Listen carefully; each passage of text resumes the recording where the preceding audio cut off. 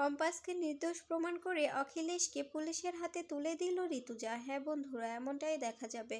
বিস্তারিত জানতে ভিডিওটি না টেনে সম্পূর্ণ দেখতে থাকুন। গল্পের শুরুতেই দেখা যাবে কম্পাস চিৎকার করে বলতে থাকে, আমার অনেক পেট ব্যথা করছে, আমার ভালো লাগছে না, আমাকে আমাকে প্লিজ একটু ডক্টরের কাছে নিয়ে চলুন। আমার আমার কিন্তু অনেক শরীর খারাপ লাগছে, আমি কিন্তু এখন মাটিতে লুটিয়ে পড়বো, পরে আবার বলবেন না যে আমার শরীর খারাপ হয়েছে কিন্তু আমি আপনাদের জানাইনি। এরপরে দেখা যায় তখন পুলিশ কনস্টেবল এসে বলতে থাকে, সত্যিই কি তোমার শরীর খারাপ করছে?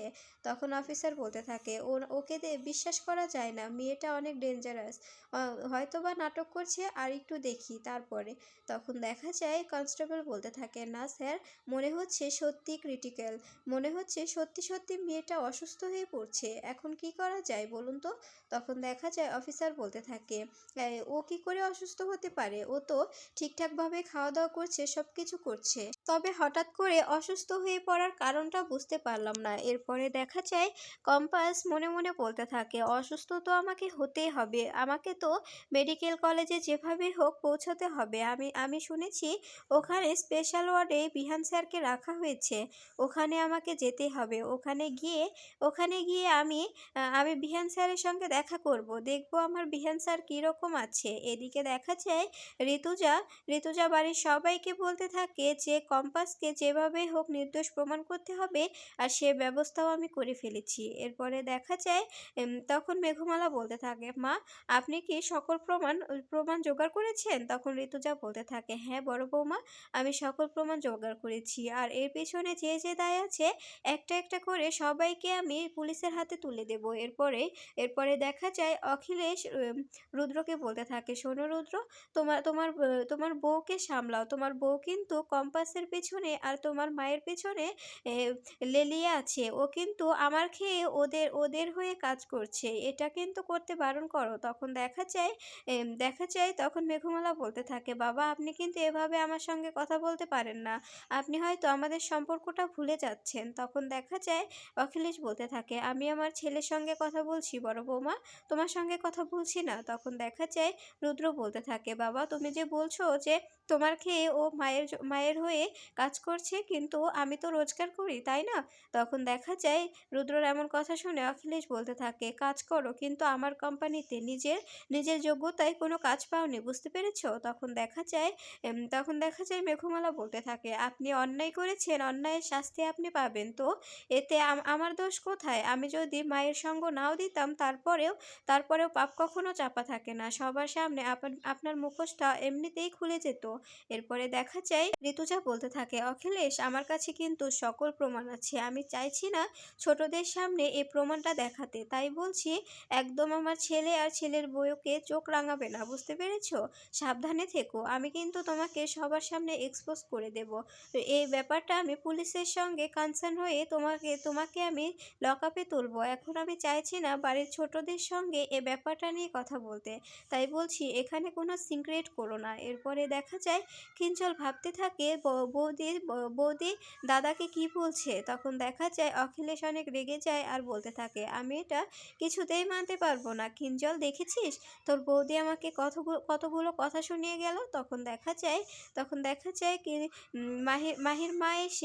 মাহির মা এসে অখিলেশকে বলতে থাকে, দাদা, আপনি কি জল খাবেন? তখন দেখা যায় অখিলেশ বলতে থাকে, তুমি কি আমার সঙ্গে মজা করছো? আমার এই পরিস্থিতিতে আমাকে জল খেতে বলছো?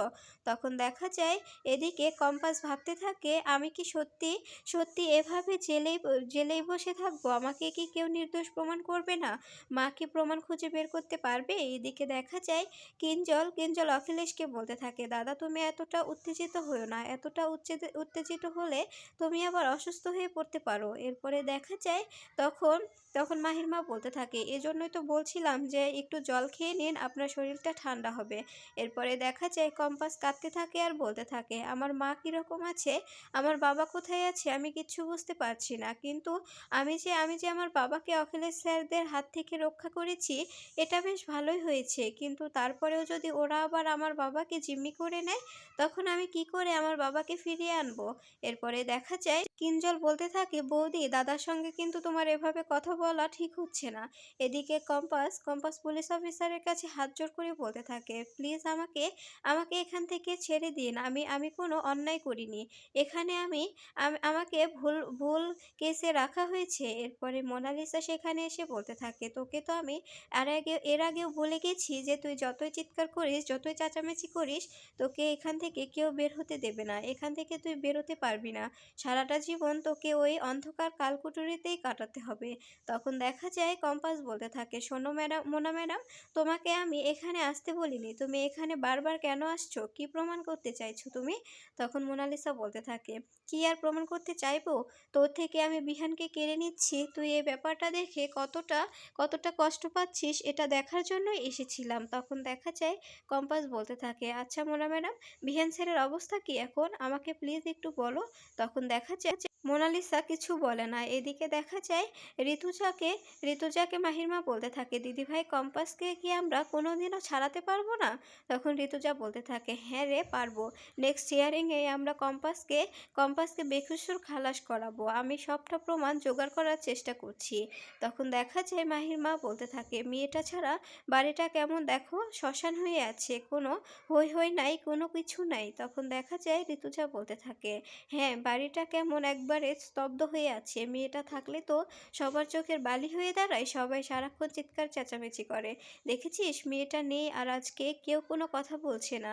কারো কোনো মাথা ব্যথাই নেই যে বাড়ি থেকে দুটো লোক হারিয়ে গেছে। কম্পাস তো জেলে বসে আছে আর আমার ছেলেটা হসপিটালের বেডে শুয়ে শুয়ে কাতরাচ্ছে।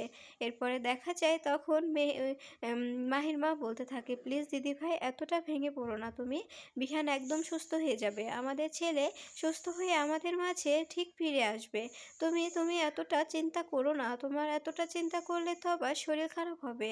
এদিকে দেখা যায় কম্পাস বারবার মোনালিসাকে জিজ্ঞাসা করলে তখন মোনালিসা বলতে থাকে, বিহানকে বিহানকে একদম তো শেষ করে দিতে চেয়েছিলি, এখনো কি তোর তোর মন ভরেনি? এখন আবার বিহানের কি কি অন্তিম সজ্জা দেখতে চাস?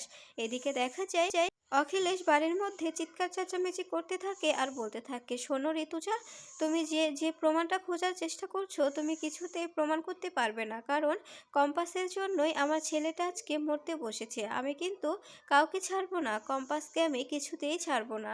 কম্পাসকে আমি সবার সামনে দিয়ে জেলে নিয়ে যাব। সবার সামনে দিয়ে ওকে সারা জীবন হাজতবাস করার করার জন্য রায় নিয়ে নেব। আমি অভিজ্ঞান দত্তকে বলেছি কম্পাসের কেসটা যেন অভিজ্ঞান দত্তই লড়ে। আমার বিহান অবশ্যই জাস্টিস পাবে। তখন দেখা যায় ঋতুজা বলতে থাকে, তুমি এবার বুঝতে পারবে যে বিহান কার জন্য জাস্টিস পাচ্ছে। আর তোমাকেই পুলিশ ধরে নিয়ে যাবে। পুলিশকে আমি খবর দিয়েছি, পুলিশ আসছে। তখন দেখা যায় অখিলেশ সে কথাটা শুনে রেগে যায় আর বলতে থাকে, তুমি কি বলতে চাইছো? পুলিশ আসছে মানে? কাকে ধরতে আসবে? তখন দেখা যায় ঋতুজা বলতে থাকে, যে এত বড় বড় কথা বলছে, এত বড় বড় করে বলছে, তাকেই ধরতে আসবে। ঠিক তখনই পুলিশ অফিসাররা এসে অখিলেশকে ধরে ফেলে আর বলতে থাকে, যেভাবেই হোক আপনাকে আমাদের সঙ্গে যেতেই হবে। আমরা ভুল করেছিলাম কম্পাস ভৌমিককে তুলে নিয়ে গিয়ে, কিন্তু আমাদের কাছে সকল প্রমাণ আছে যে কম্পাস ভৌমিক নির্দোষ। আর আপনি ও অভিজ্ঞান দত্ত দুজনে আসল দোষী। আপনাদের কারণে বিহান চৌধুরী আজ মৃত্যুশয্যায় লড়াই করছে। আপনাদের কারণেই কম্পাসের বাবা অভিজিৎ ভৌমিক এতদিন সবার আড়ালে ছিল। আপনারা ওনাকে এভাবে আটকে রেখেছিলেন। সব কিছু প্রমাণ আমাদের কাছে আছে। সব প্রমাণ ঋতুজা চৌধুরী আমাদের হাতে তুলে দিয়েছে। তখন ঋতুজা বলতে থাকে, আমি বলেছিলাম না তোমাকে, তোমার অন্তিম দিন ঘনিয়ে এসেছে, দেখতে পাচ্ছ তো?